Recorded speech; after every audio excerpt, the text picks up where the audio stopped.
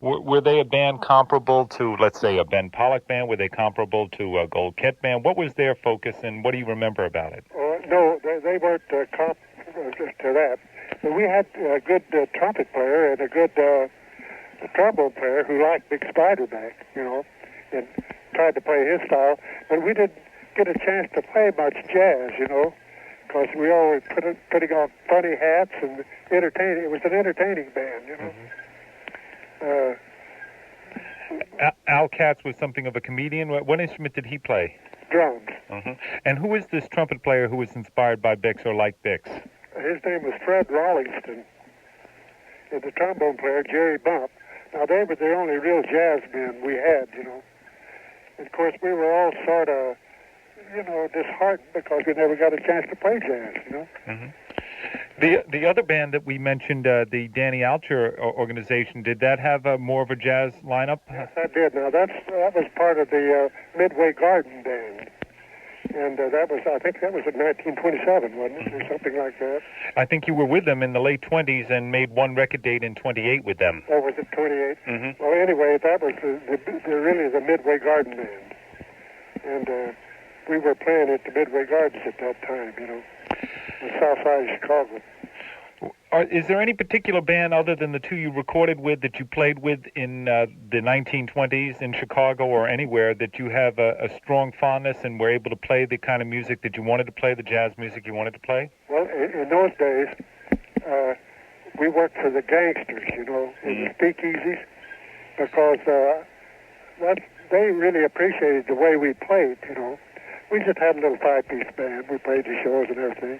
But we played all the popular tunes of the day, and we tried to swing them, And they liked our type of music. Which band is this you're speaking of? Well, Danny Alvin. This is Danny Alvin, the drummer? Yeah, he had the band. And I was on piano now. It's been so long ago, I can't remember all the guys in the band. Sure.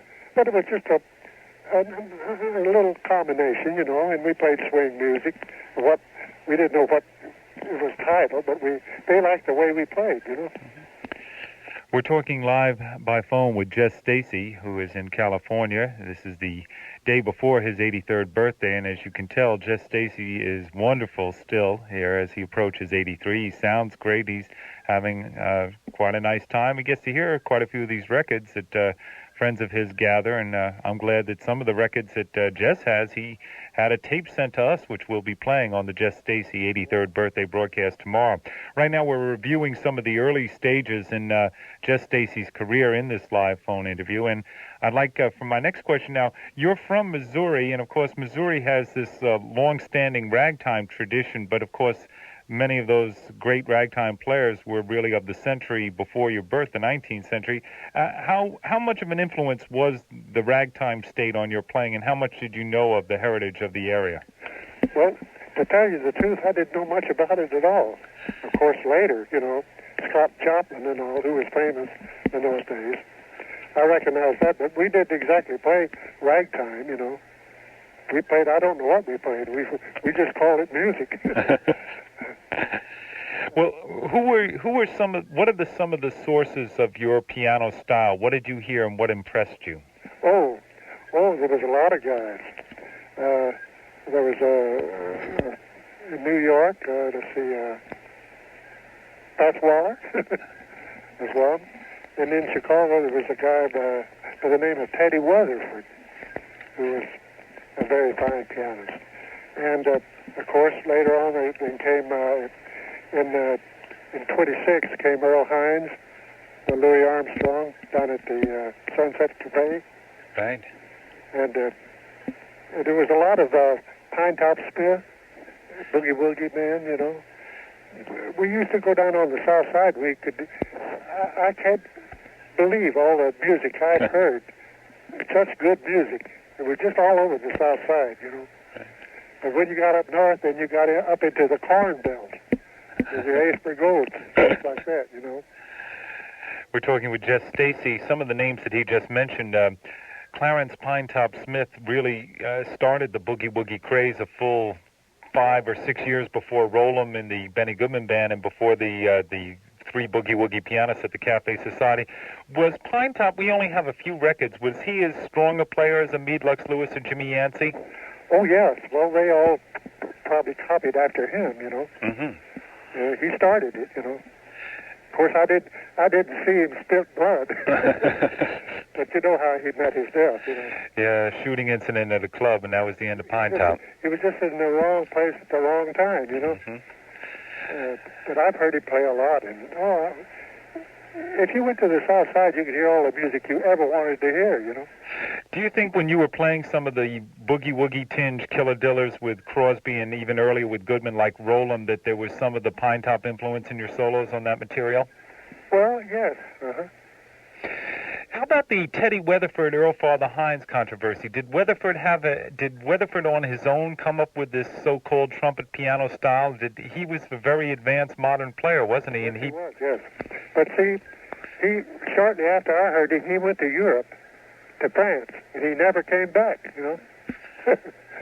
He just stayed there. Yeah, he spent most of his life actually in the Far East, if I'm not mistaken. Was it the Far East? Well, he recorded in France one more time in '37, but I believe he spent most of his life in China and in India and died in Calcutta in '45. Oh, he did, huh? Yeah. You know, we have some of his records he made in India. They're quite rare. I might send them to you with the other cassettes you're getting for your birthday present, if you'd like.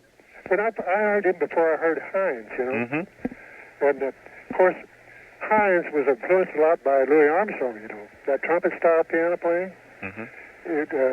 He would try to imitate Louis, and he did a pretty good job of it, too, you know. Certainly. Trumpet-style piano, you know, in octaves, you know. Was that what Weatherford was doing, too, or did Weatherford have his own thing? He had his own thing. Could you describe it? Well, it was more or less like an Art Tatum thing, you know, played pretty piano. He played pretty, you know. That's about the only way I can describe it. Of course, he didn't have all the technique like Art Tatum, but he played pleasant, beautiful piano, you know. I'd say pretty piano. Mm-hmm. Had an awful time getting that one out. Yeah, he had. Would you say he had? I imagine he didn't have technique comparable to Art Tatum, but he was a complete. He was all over the keyboard if he chose to be. Yes, nice tilts in the bass, you know, full piano, you know, pianistic style, you know.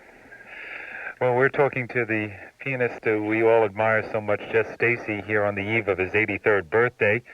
Jess has cleared up the point of his actual birthday, not August 4th, but August 11th, 1904.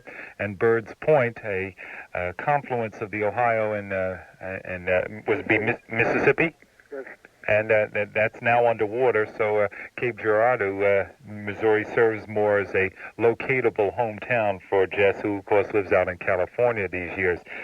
Jess Stacy came to Chicago in the 1920s period, and we hear Jess associated with, there aren't many records, Muggsy's on the record he made with Danny Alcher. But let me clear up one more point. The Danny Alcher and Danny Alvin are two different people, yes or no? Yeah, two different people, yes. And two different bands that you played in, one Danny Alcher and one Danny Alvin. Right. Well, I played in the Speakeasies with Danny Alvin, and also Maury Stein had the band at the Paramount Club. That was another Speakeasy. They were the two leaders that I played in the Speakeasies. We called them Speakeasies in those days, you know. Well, they're still remembered by that name, so I think our listeners know what you're talking about. The Prohibition period in the South Side Chicago, or in fact all of Chicago, having quite a bit of music going on, and Jess Stacy becoming part, although not many records document this, but part of a group of young musicians, basically a few years your junior, who have been known as the Chicagoans. The most impressive and also unfortunately mysterious of these giants of jazz is, of course, Frank Teschmacher, because mysterious because of his early death and just a few records. We have a listenership here in New York City, Mr. Stacy, who have an appreciation for jazz and might be able to get a better handle on what makes Teschmacher so special if they heard you I throw out the topic Frank Teschmacher, and you tell our listeners about who he was and what he did. Well, I worked with him at the Midway Gardens in 1926 and 27. Now, if he would have lived, he would have given Benny Goodman a run for his money. because he played excellent clarinet. Now, unfortunately, he never made a good record as far as I'm concerned. But in person, he played, and he could play the tenor sax real great, too. He was a swinger.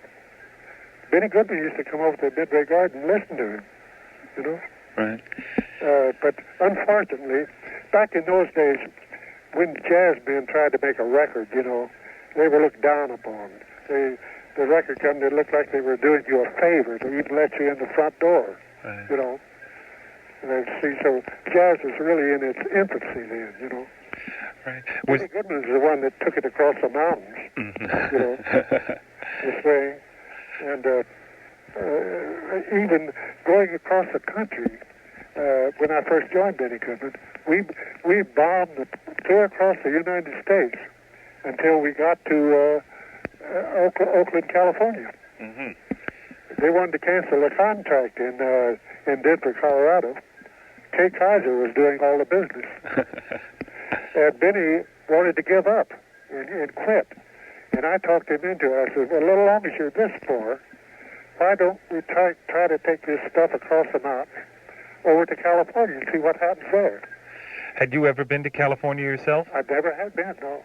And I wanted to go. And I wanted to stay with that band. And I didn't want that band to break up, you know. Benny was going to, he says, I've got to give this stuff up. He says, we're failing all over the place. And he was doing well in New York, you know, in radio. And he could go back there and make a lot of money, you know. But after we got to California, things changed. You know, people heard the Let's Dance program out there. They had all our records, and they stood in front of the band and could sing along with the arrangements, you know. Mm-hmm. Then we came back down to the Palomar in Los Angeles, and there were 10,000 people in that place, the Palomar. Every musician in town was there, you know. So Benny Berg, you know, those guys, and Benny had big names already, you know. Mm-hmm. The side men, you know. You became a name as a member of that band because you just made the one other record date with Paul Mares in 35, and then that brought you to New York, and you went with Goodman, and that established you. Yes, that's right. See, John Hammond heard those records. He'd heard me playing in a speakeasy called the Subway Cafe, and he recommended me to Benny Goodman, which I'm very thankful for. Otherwise, I'd have probably stuck around Chicago and probably been dead by now. Well, John Hammond, of course, is called the ultimate talent scout, and one of his major finds, listening to those records and then tracking down in Chicago, was the discovery of Jess Stacy, who we're speaking with live this afternoon on Out to Lunch, a special on our octogenarian jazz giants, Benny Carter, who turned 80 on Saturday and who sends you birthday regards, Jess, and Jess Stacy, who turns 83 tomorrow. Of course, tomorrow morning we'll be playing Jess Stacy's music all morning, but that's pretty early in the morning California time, so we're talking with Jess Stacy live by phone here on the birthday eve, if you will. A live phone call interview going on right now on WKCR-FM, New York, 89.9 on your dial. Phil Schaap with you, and with us is Jess Stacy by phone.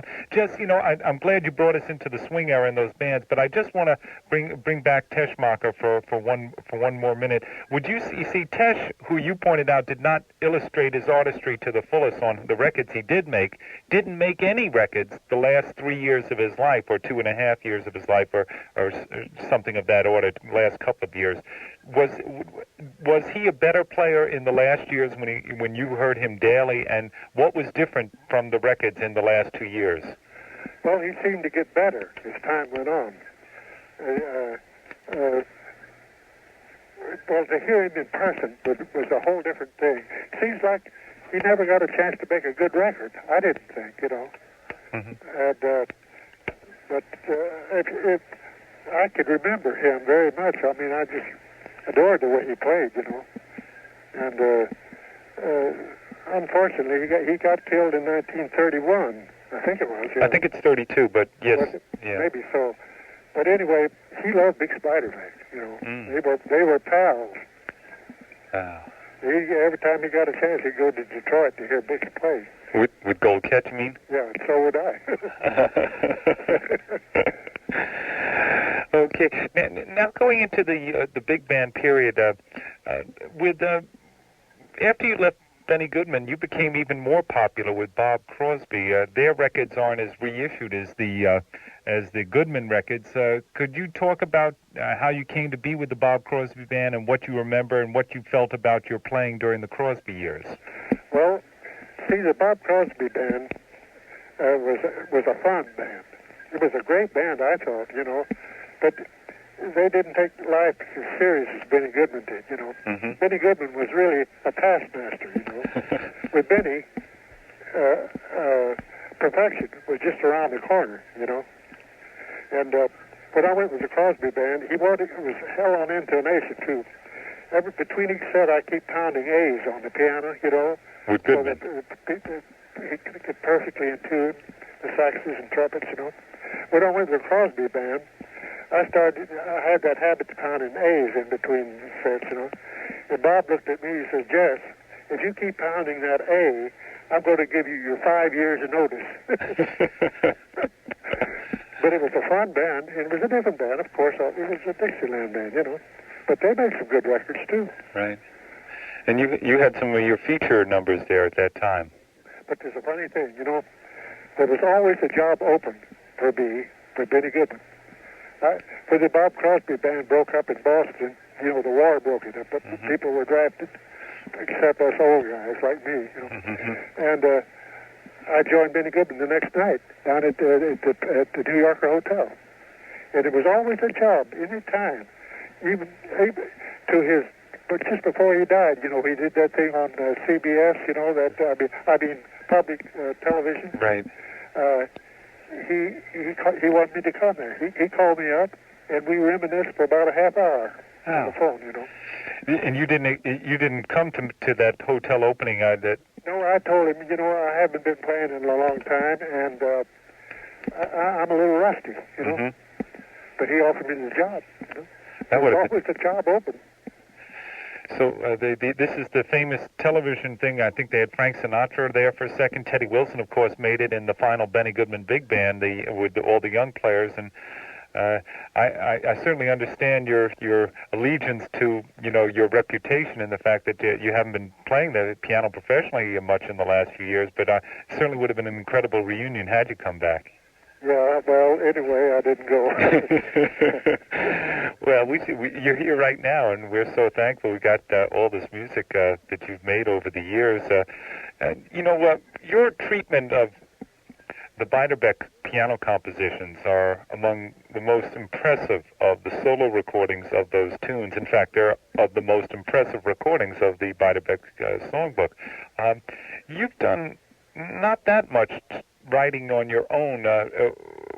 Could you describe your approach to composition and how important it was to you when you wrote things? What was your feeling about being a jazz composer as well as an improviser? Well, I made a lot of things for Milt Gabler, like Ecstasy and Going to What, those things. Yes. Planning, and, I don't know. I made a lot of them, and they were published, but they were all in the swing thing, Because I heard Big Spider play his solos in person, see? Wow. And he swung them. But a lot of these players, they play it like at Lib and all that, like concert style, But he swung in a mist all the way through, just all those tunes. He swung them, And you heard him play the other ones, too. Yeah.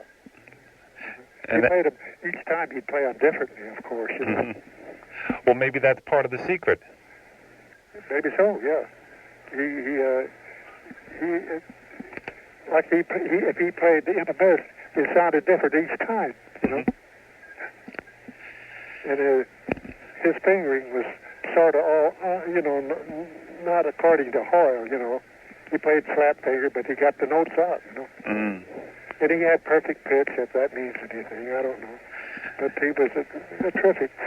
It was a pleasure to hear him play piano, too, We're talking live with Jess Stacy by telephone. He's in California. He's on the eve of his 83rd birthday, and it's just such an incredible thing to have Jess on the phone here and to be hearing these essential stories of jazz about these great names from someone who was such a major part of it. You're listening to a Jess Stacy, birthday preview on Out to Lunch. This is WKCR-FM, New York, 89.9 on the dial. Phil Schaap here with you. While we have Jess Stacy on the phone, one of the things that you're known for, and one of the greatest delights, I think, in jazz piano history and solo jazz history, is the interlude right before the final finale of Sing, Sing, Sing at Carnegie Hall. I'm sure you've talked about this a zillion times. One of the things I would like to know is, do you think that that's your greatest recorded solo? Well, geez, I really don't know. See, I think Benny liked what I was playing behind him, and he just all of a sudden, I never took a course on that thing in all my life, Uh-huh. But it just happened, and I'm glad it happened that way, because if I'd knew it was, if I'd known it was coming, I probably wouldn't play it good at all, Mm-hmm. It just happened, Yeah, I couldn't play the thing again to save my life, Mm-hmm. But I like it, but I don't know. I think it's one of the best things I ever played, yeah. Mm-hmm. But it just came about so suddenly, Mm-hmm. And the band was all jamming and real loud, so I had to go a different way. I went a different way, more of a kind of a concert thing or something like that, Most appropriately at Carnegie Hall, too. Yeah. I don't know. It just happened. But I play it now and again on my machine, Mm-hmm. on tape, and I like it. Yeah. Okay, so you do listen to it still. We listen to it almost every day here. Well, I listen to music all the time. This fellow from Frank McNolly from up in California, Northern California, he supplied me with enough tapes to last me for the rest of my life. Wow. And I have all that stuff. I tell you, I listen to music 3 or 4 hours a day. What types of music do you listen to these days, Jess? I listen to all the old, the Benny Goodman stuff, and Billie Holiday, and I listen to the trio records that Teddy made, with Benny, and I got a lot of Art Tatum stuff. I got probably everything that Art Tatum ever made. Mm-hmm. And it keeps me pretty busy. And I've got a lot of classical music, too, Chopin and Rachmaninoff and that. And I must listen 3 or 4 hours a day to music, just to listen to it. And I practice scales and things occasionally, to keep my arthritis from coming into my fingers, Mm. My fingers are working all right, Wow. The 20th century classical composers, Satie, Stravinsky, what are your impressions of them? Well, I don't know too much about them. About Stravinsky, I like that, But the other fellows you mentioned, I don't, my classical music is sort of limited. Hmm. I like Debussy very much, and Ravel, and but that's, like Brahms and places. I got a lot of Bach too. Mm-hmm. I like to listen to that. Bach. Yeah, that's great. Yeah, the fellow from the Canadian man that made so many of I can't think of his name. Gould? Glenn Gould. That's right, yeah. I've got all those things. And I have the scores, too. So I put them on and then try and follow the score through, Mm-hmm. I'm more interested in music now than I've ever been, I think, listening to it. How about the innovative jazz figures who've come up since Benny Goodman and you and that period? Of the major players, let's start with the bebop years of the 40s, Charlie Parker and Dizzy Gillespie. What are your appraisal of them?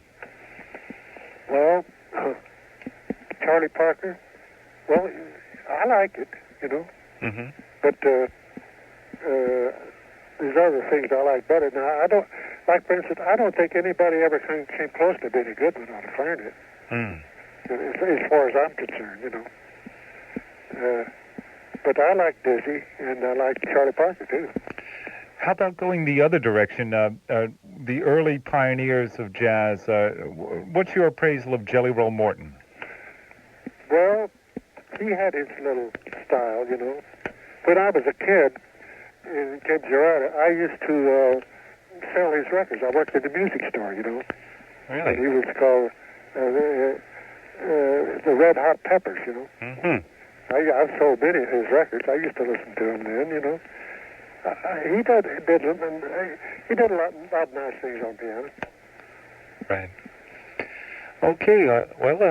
It's incredible to just have you with us today, Jess Stacy, and we're going to be playing your music all day tomorrow morning, and I'm so glad we were able to get the interview with you today. I understand your son's in the area, so maybe we'll be getting him up early with all that programming tomorrow. I'm going to tell him it's 89.9. That's right. I'm going to call him up tonight and tell him. See, he's a paralegal, and he works in a law firm, and he might be working during the day. See, but. He has a machine. I could have his wife put it on and record it. You know. Well, we'll be sending you out a copy here from the station. You're good. And also you'll be getting last year's, the 82nd birthday broadcast. Good deal. Yeah. Okay. Well, thank you, Jess, and we'll be calling again because it's such a you really just have a great approach. It's sort of the relaxed but swinging way you play piano is the way you answer these jazz questions, and the information is just as true as the way you play. Well, thank you very much, Bill. Okay. It's nice talking to you. It's always a pleasure to talk to you. Thank you, and I hope your mother and father get better. I'm so sorry to hear about that, you know. Well, I think you just made them better, giving them some get well wishes. Yes. Okay.